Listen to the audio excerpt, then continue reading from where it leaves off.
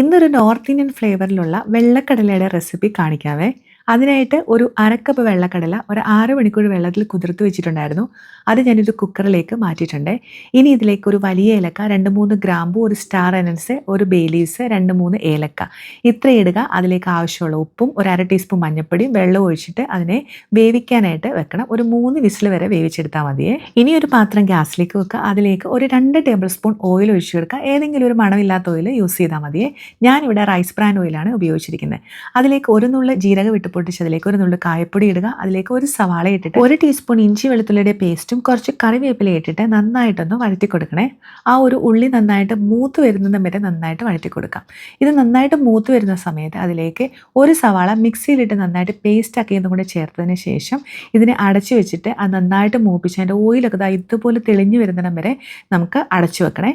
ഇനി ഇതിലേക്ക് 1 ടീസ്പൂൺ മഞ്ഞൾപ്പൊടി, 1 teaspoon Kashmiri chilli powder, 1/2 teaspoon എരിവെള്ള മുളക് പൊടി, 2 ടീസ്പൂൺ മല്ലിപ്പൊടി ഇത്രയും ചേർത്തതിന് ശേഷം നന്നായിട്ടൊന്ന് മിക്സ് ചെയ്തതിന് ശേഷം ഒരു വലിയ ടൊമാറ്റോ ആണെങ്കിൽ നന്നായിട്ട് മിക്സിയിൽ പേസ്റ്റ് ആക്കിയതും കൂടെ ചേർത്തിട്ട് നന്നായിട്ടൊന്ന് മിക്സ് ചെയ്ത് അടച്ചു വെച്ചിട്ട് ഇതിൻ്റെ എണ്ണയും തെളിഞ്ഞ് ആ ടൊമാറ്റോൻ്റെ പച്ചമണമൊക്കെ മാറി വരുന്നതിന് വരെ വെയിറ്റ് ചെയ്യാം.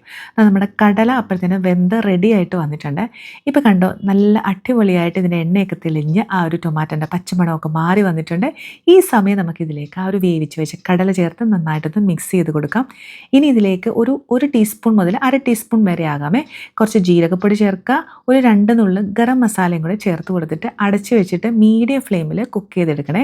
ആ ഒരു കടലയിൽ ആ ഒരു മസാലയൊക്കെ പിടിക്കുന്നതിനായിട്ട് ലാസ്റ്റ് കുറച്ച് കസൂരി മേത്തിയും 1 ടീസ്പൂൺ പഞ്ചസാരയും കൂടെ ചേർത്ത് കൊടുക്കാം. പഞ്ചസാര നിങ്ങൾക്ക് അവോയ്ഡ് ചെയ്യാവുന്നതാണ്, ആവശ്യമുണ്ടെങ്കിൽ മാത്രം ചേർക്കാമേ. ഇനി ലാസ്റ്റിൽ കുറച്ച് മല്ലിയിലയും കൂടെ തൂക്കിക്കഴിഞ്ഞാൽ നമ്മുടെ അടിപൊളി നോർത്ത് ഇന്ത്യൻ സ്റ്റൈലിലുള്ള വെള്ളക്കടലക്കറി റെഡി. ഇത് നമുക്ക് അപ്പത്തിൻ്റെ കൂടോ പൂരിയുടെ കൂടോ ചപ്പാത്തിയുടെ കൂടോ പ്രത്യേകിച്ച് ഭട്ടൂരയുടെ കൂടെ ഒക്കെ നല്ല അടിപൊളി കോമ്പിനേഷനാണ്.